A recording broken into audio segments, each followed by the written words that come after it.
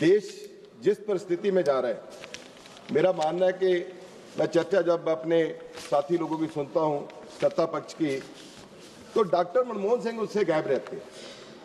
स्वर्गीय डॉक्टर मनमोहन सिंह कोई भी, चाहे सप्लीमेंट डिमांड फॉर ग्रांट की बात हो, चाहे बजट की बात हो, उनकी चर्चा होना बहुत जरूरी है। लेकिन ये बहुत पीछे तो चले जाते हैं। लेकिन बिल्कुल जहां से इन्होंने सरकार शुरू की 2014 से, मैं इनको थोड़ा याद कराना चाहता हूं। स्वर्गीय डॉक्टर मनमोहन सिंह, जिनको आपने राजघाट में तो जगह नहीं दी, मेरा मानना है कि अच्छा स्टैचू बना के पार्लियामेंट में लगा दीजिएगा, वो हमारे आने वाली पीढ़ियों के लिए एक मार्गदर्शक रहेगा। राइट टू इंफॉर्मेशन एक्ट वो लेके आए।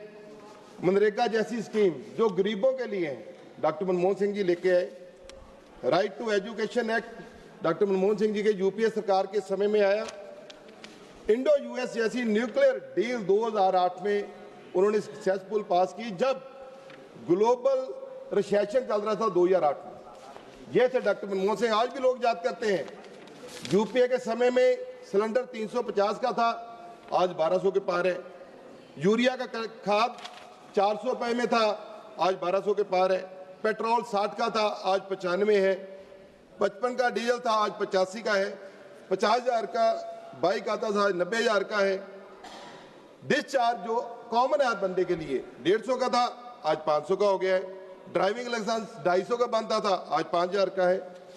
और 55 लाख का जो डेबिट था, आज 2.5 लाख करोड़ का करीब गवर्नमेंट के हो गया। मैडम, आज लोग डॉक्टर मनमोहन सिंह जी यूपीए की सरकार की हर जगह चर्चा करते हैं। मैं कहना चाहता हूं, जो सप्लीमेंट्री डिमांड फॉर ग्रांट है, मैडम हमें ज्यादा एजुकेशन के ऊपर भी ध्यान देना चाहिए था। आज हमारा जो एजुकेशन के ऊपर खर्च है वो 3 से 4.6% ऑफ द जीडीपी, जिनका मुकाबला कर रहे हैं, जिनको कभी ये मित्र बताते हैं, जब वो बात करते हैं तो उनके पास उनके लिए जवाब नहीं है। जापान जैसा कंट्री 5 से 7% जीडीपी का, यूएसए 6%, चाइना 6.13%, जर्मनी 4.6%, यूके 5.3%। मेरा कहने का मतलब है मैडम, जब तक एजुकेशन का बजट आप नहीं बढ़ाओगे, चलो बजट पास हो गया, लेकिन उसके बाद सप्लीमेंट्री डिमांड फॉर ग्रांट में एजुकेशन के ऊपर ज्यादा डिमांड करनी चाहिए थी, उसका रिसर्च के ऊपर डिमांड होना चाहिए था। ड्रॉप आउट रेट बच्चों का बहुत बढ़ रहा है, उसके ऊपर कोई चिंता नहीं है। सेकेंडरी लेवल का 8.2%, मिडिल लेवल का 3.5%, प्राइमरी 2.3%। मैडम, ये जो ड्रॉप आउट हो रहा है, ये हमारी आगे आने वाली जनरेशन है। पिछले 5 साल में 65,70,000 बच्चे ड्रॉप आउट हुए हैं। मैडम, चिंता की विषय है, 30,000 हमारी बच्चियां हैं, गर्ल्स, उसमें ड्रॉप आउट हुई। इस बजट में उसके लिए कोई भी प्रावधान की नहीं मांगा गया कि उसको कैसे सही होना चाहिए। उसके लिए इंफ्रास्ट्रक्चर अच्छा होना चाहिए, वो नहीं है। सैनिटेशन की प्रॉब्लम है, टीचर कम है, और सबसे बड़ी जरूरत, मैं संसद से कहना चाहता हूं कि हमें क्वालिटी एजुकेशन के लिए समय समय पे अच्छी पॉलिसी गवर्नमेंट स्कूल में लेके आनी होगी, तब जाकर ये हम ठीक हो सकता है। Madam, ministry of chemical fertiliser ने 5244 करोड़ मांगे। उन्होंने P&K फर्टिलाइजर फॉर DAPSC में पैसे मांगे हैं उनके लिए। मैडम, मैं कहना चाहता हूं, जब तक प्रोड्यूस, जब यूरिया का अपने देश में क्यों नहीं होता, यूरिया का प्रोडक्शन अपने देश में कम हो रहा है। 2023-24 में 314 लाख मीट्रिक टन था, अब 2024-25 में 307 लाख मीट्रिक टन है। क्यों? 33 यूनिट जो ऑपरेशनल यूनिट है, वो उनमें से 27 जो है वो 25 साल पुराने हैं, 7 से ज्यादा 50 साल पुराने हैं। तो हमें जब ये बजट मांगा गया, इनको भी सब्सिडाइज करके, इनकी टेक्नोलॉजी विकसित करके यूरिया अपने देश में बननी चाहिए। जो बाहर से यूरिया मंगाने के लिए पैसे मांग रहे हैं, सब्सिडाइज कर रहे हैं, फायदा उनको हो रहा है, अपने देश को क्यों नहीं हो रहा? और उसके साथ ही मिनिस्ट्री ऑफ जल शक्ति, अलॉटेड बजट में स्पेंड इन्होंने सिर्फ 7% किया।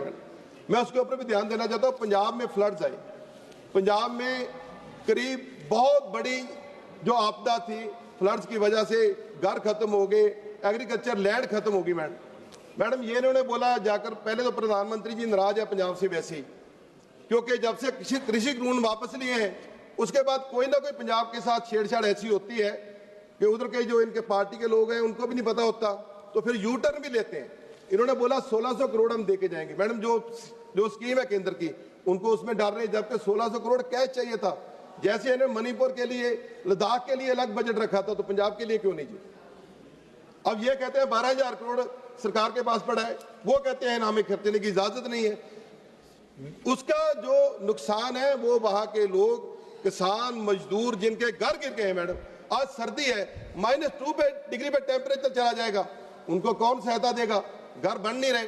तो ये प्रॉब्लम जो जल शक्ति योजना है, इनको पहले तो वो जो फ्लड आते हैं 5 किलोमीटर स्ट्रेंथन करने की जरूरत है। मेरे जो रावी एरिया का है, करीब गुरदासपुर का कुछ एरिया पड़ता है, कुछ अमृतसर का।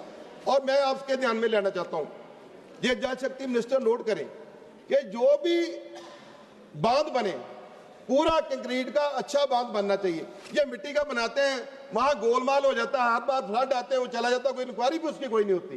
तो इसके लिए हमें जितने भी जो बांध बनने, जहां जहां फ्लड आए हैं, चाहे रावी में, सतलुज में, ब्यास में, उनकी दोनों साइड पे पक्के कंक्रीट के बांध बनने का सरकार प्रावधान करे, क्योंकि 7% बजट महज जल शक्ति मिनिस्टर ने यूज किया है, बाकी उसके ऊपर ध्यान दें।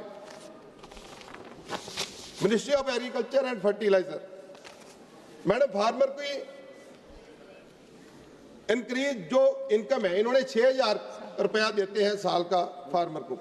मैडम 2019 में शुरू किया था, अब महंगाई भी बढ़ गई है, अब उसके ऊपर कोई भी चर्चा नहीं है कि उसको भी बढ़ाना चाहिए।